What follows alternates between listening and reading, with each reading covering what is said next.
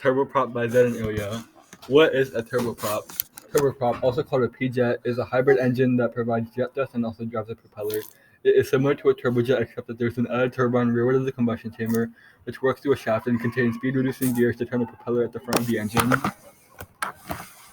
What makes a turboprop different from other engines?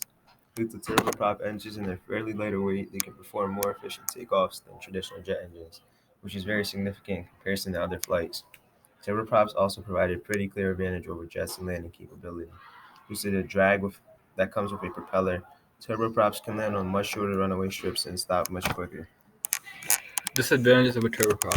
Turboprops have a slower maximum cruising speed than jet engines, up to approximately 300 knots indicated airspeed, resulting in a longer flight time. While turboprops are more efficient than jet engines, their low cruising speed may offset cost savings after especially long flight times, and the low maximum cruising speed and altitude turboprop engines make turboprops most suitable for shorter distances like regional flights. Traditionally, turboprop planes are limited to flights up to 1,500 miles. Turboprops versus jets. If you care about fuel efficiency as a passenger or pilot, the difference between turboprop and jet propulsive efficiency may be something to pay attention to. Like with cost, there's a trade-off at very certain configurations, which is quite significant.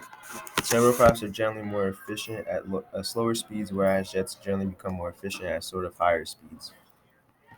Cost of a turboprop. New single-engine turboprops basically have a list price between $2 million to $5 million. Contrary to popular belief, pre-owned prices for turboprops aged between 5 and 10 years old can run from $1 million to about $3.5 million. For turboprops older than 30 years, airworthy models can be bought for under $500K usually. And finally, turbofan versus turboprop. Turboprop and turbofan engines are both types of turbine engines that operate the same thermodynamically, but turboprops use the exhaust air to turn a propeller, which generates its thrust.